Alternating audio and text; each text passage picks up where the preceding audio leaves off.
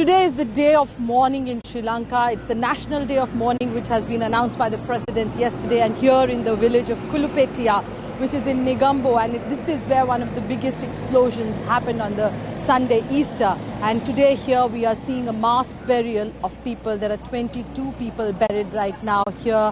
The burial is being carried out in Kulupetia, which is about an hour's drive from Colombo, where other explosions had happened in the hotels and the churches there. The whole toll of the people who died in this in these 8 explosions is about 310. It has risen day by day. On the first day it was about a little over 100, but today it stands at 310. Still many injured. About more than 500 people who were injured are actually in the hospitals, and every day this death toll is expected to still go up in the next few days. And here in Kulupetia, the whole village has been taken over by the army. As we were walking for almost 1.5 kilometers to this spot where this burial is taking place, which is just a few hundred meters from the church where the explosion had happened, St. Sebastian's Church, from there. And a lot of people from this village have died. The whole village has, we saw a lot of flags, white flags outside every home, and army has taken over this village for security reasons, and also because yesterday, which was the 22nd of April, the President of Sri Lanka, after the Security Council meeting, announced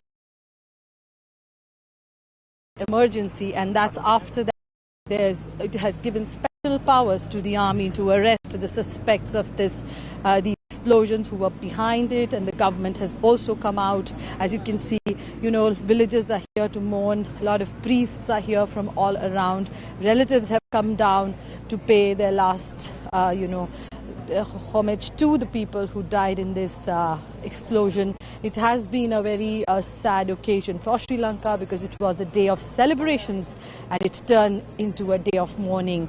The families who are slowly being able to identify the bodies, as you can understand, with the explosions, people's body parts have spread all around, and it's difficult to identify even the body. People have not got full bodies of their relatives, maybe in pieces because of the explosions.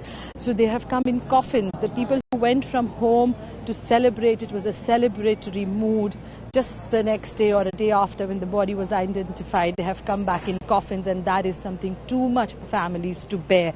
And not just that, around 45 international people who were visiting or who were here for whatever reasons, about 25 foreign nationals have been the victims of these explosions, who were also, because you remember there were these luxury hotels which were targeted apart from churches on that Sunday, on that Black Sunday, and these luxury hotels, one of them, Hotel Shangri-La, is closed. We also saw in papers stories of these people, one from the one citizen of UK who lost his son and daughter and his wife. They were here for a holiday because Sri Lanka is a destination for tourists. It's a popular destination among tourists, and for now this is the morning session of this burial, which is almost getting over, and there will be another round in the evening, as the priest of the church told us.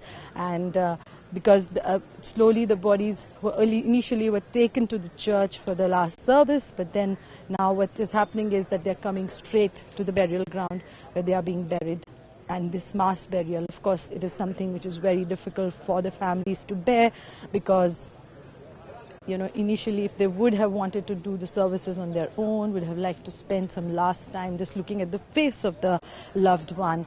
In this case, that is not also possible because of the explosion. The bodies have charred, and it is difficult to even recognize the bodies. So the pain is double here, because it's not just about the last moment when you see your loved one. That is also not possible here, and people are saying that it is a pain that will stay with them forever, because it is something which they can never forget, and no Easter will be the same from here on, because every Easter they will be reminded of this Black Sunday, which turned into a major tragedy in Sri Lanka. And if we talk about investigations, the government is trying to investigate. They've arrested around 40 people so far, and the government is blaming a local radical group called National Thowheeth Jama'ath, which of course was not such a strong group earlier, but suddenly it looks that they have wings because the government had inputs, the police had inputs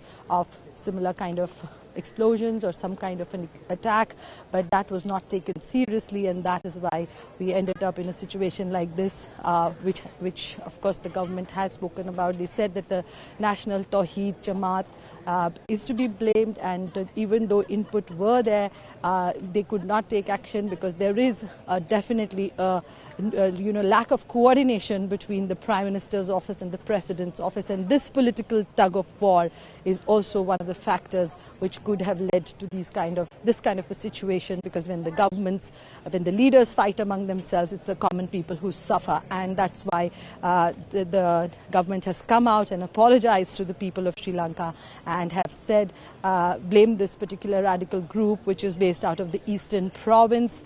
This radical group, the leader of this radical group is known to incite religious sentiments, and also this radical group promotes Sharia law. This radical group promotes Wahhabi practices, and they were in the headlines in December when actually last year when they attacked certain Buddhist temples, but after that was a low degree violence, so nobody really took them seriously. But now it seems that this kind of a planned attack would have definitely maybe they have a foreign hand, and as you can still see, people are standing here offering their last prayers for the ones who've passed away in this tragedy.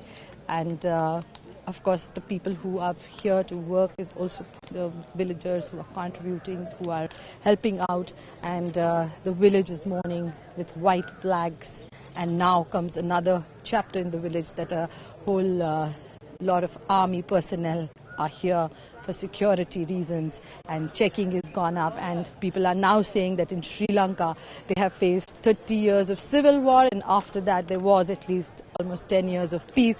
But now it looks like the civil war time is back again, because army is back again, the security barricades are back again, and people are questioning that how long will this last, because it seems like going back to those 10 years back situation in Sri Lanka, when you had to live with the army, you had to go and check yourself every time. There would be barricading, and any free flow of movement was difficult, although people have become used to this peaceful life in the last few years, and now it will be difficult all across Sri Lanka to actually again go back behind these barricades and these guards and these security personnel. So this is the situation. Investigation still going on. We are waiting for the government to actually come out with a detailed report and arrest people. Out of these 40 people who have been arrested, things are still not in place, in the sense the investigations have not revealed majorly anything. The foreign hand that the government is trying to look for, it's still that we do not know whether it is there. So investigations on, we'll really find out what comes out. But definitely the question which everybody is asking in Sri Lanka is that who did it and why they did it. And of course, it has been a great loss, and today is the day of mourning. This is Ravinder Bawa reporting from Kulupetia, Nigambo in Colombo for CGTN.